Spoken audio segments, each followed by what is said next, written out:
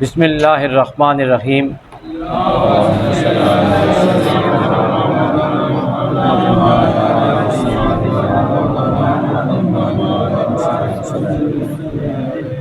حاضرین محترم، ناظرین اور سامعین، دورہ تفسیر القرآن پارہ 18 رکوع نمبر 6 سورہ المؤمنون آیات 93 اور 94۔ اللہ تعالیٰ کی بارگاہ میں انتہائی عاجزی کے ساتھ دعا ہے کہ وہ ہم سب کو قرآن حکیم کا فہم سمجھنے کی توفیق عطا فرمائے۔ آج سورہ المؤمنون کا آخری رکوع شروع ہو رہا ہے، اور اس رکوع کی بڑی خاص بات یہ ہے کہ اس میں اللہ تعالیٰ کی سکھائی ہوئی 6 دعائیں ہیں جو رب اور ربنا سے شروع ہوتی ہیں، جو آج کی تلاوت کردہ دونوں آیات ہیں، جو آج کے درس کا حصہ ہیں۔ آپ ذرا نبی پاک صلی اللہ علیہ وسلم کی عاجزی اور انکساری دیکھیں۔ آپ کی عاجزی اور انکساری کا عالم ہم تشریح میں کیا بتائیں، قرآن کی ان آیات کے ترجمے سے خوب واضح ہے۔ اب یہ انداز آقا علیہ الصلوۃ والسلام کو کس نے سکھایا؟ اللہ تعالیٰ نے۔ اللہ خود ہی کہہ رہا ہے، قل، اے ہمارے محبوب آپ فرما دیں کیا؟ ربی، اے محبوب آپ ہماری بارگاہ میں عرض کریں تاکہ ہم اور بھی آپ پر عنایات کریں، اور آپ کے انداز دعا کو سن کر آپ کے ماننے والے یوں ہی عاجزی کے ساتھ میری بارگاہ میں دعا کیا کریں۔ آپ کے پاس کتنا بلند مرتبہ ہے، بعد از خدا بزرگ توئی، قصہ مختصر، لیکن عاجزی اور انکساری کا عالم، اے محبوب آپ ذرا اس کی تصویر بن کے دکھائیے، اور ہم آپ کے اس انداز کو قرآن کا موضوع بنائیں گے۔ حضرت عائشہ صدیقہ رضی اللہ تعالی عنہا سے کسی نے پوچھا کہ رحمت للعالمین صلی اللہ علیہ وسلم کا اخلاق کیسا تھا؟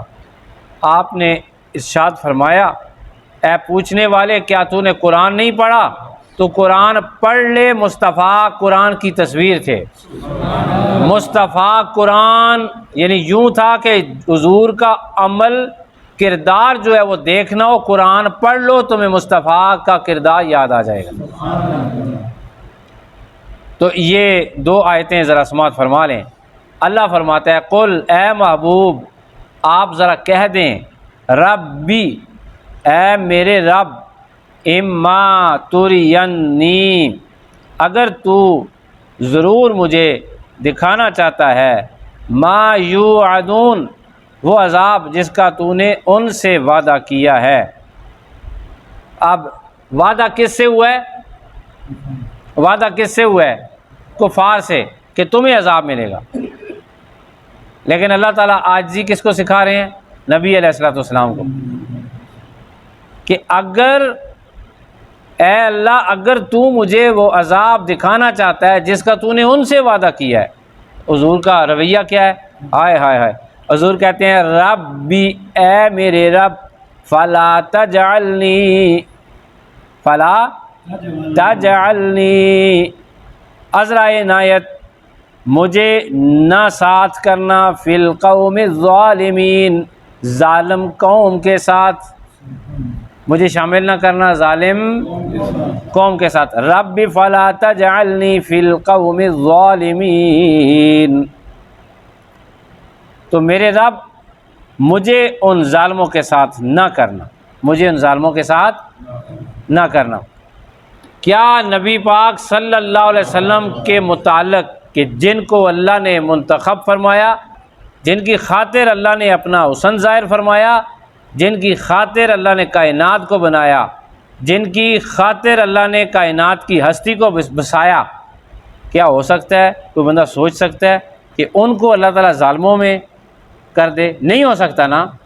لیکن رب کی الوہیت، رب کی قدرت، رب کا رعب، رب کا قہر، رب تعالیٰ کی ملکیت، رب تعالیٰ کا بادشاہ ہونا، رب کا ساری کائنات کا مالک ہونا، آقا علیہ الصلوۃ والسلام ایک بندے کی حیثیت سے اللہ کی بارگاہ میں سب کچھ پیچھے رکھ کے آپ بندے کی وہ جو خاص مہربانیاں ہوتی ہیں اللہ اس پہ نازل فرماتا ہے، اس عام سی کیفیت میں اپنے آپ کو بندہ سمجھتے ہوئے، اللہ کا غلام سمجھتے ہوئے، عاجزی اور مسکینی میں خدا کی بارگاہ میں دعا کر رہے ہیں، اگر میری موجودگی میں ان ظالم اقوام پر، ان ظالم قوموں پر، ظالم لوگوں پر اگر عذاب آیا تو یا اللہ میں محمد تیری بارگاہ میں عرض کرتا ہوں یہ تو ظالم ہے، مجھے ظلم کرنے سے بھی باز رکھنا، محفوظ رکھنا، اور مجھے اس قوم میں شامل نہ فرمانا۔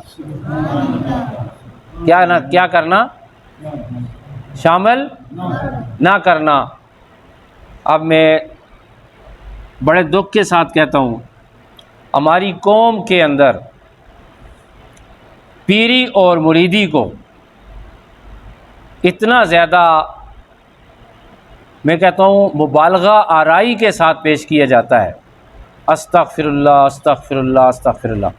خدا تعالیٰ کا تعارف لوگ بھول کر صرف پیر صاحب پیر صاحب پیر صاحب پیر صاحب پیر صاحب، بہت سارے لوگ اچھے بھی ہیں، ہم خود پیروں والے لوگ ہیں، لیکن یقین کریں اس معاشرے نے جس بندے کے پاس تعویذ کا ڈنگ ہو، کیا ہو، اس کو پتہ نہیں کیا سمجھتے ہیں، نماز نہیں پڑھنی، دعا نہیں کرنی، کچھ بھی نہیں۔ میں آپ کو بڑی مزے کی بات بتاؤں، ایبٹ آباد میں ایک بہت بڑے پیر ہیں، تو ان کے اپنے بھائی کی چھوٹی سی بیٹی ہے، انہوں نے مجھ سے ریکویسٹ کی ہے کہ آپ دیکھیں کہ ہماری بچی کو کیا بات ہے، اتنا عرصہ ہو گیا بیمار ہے۔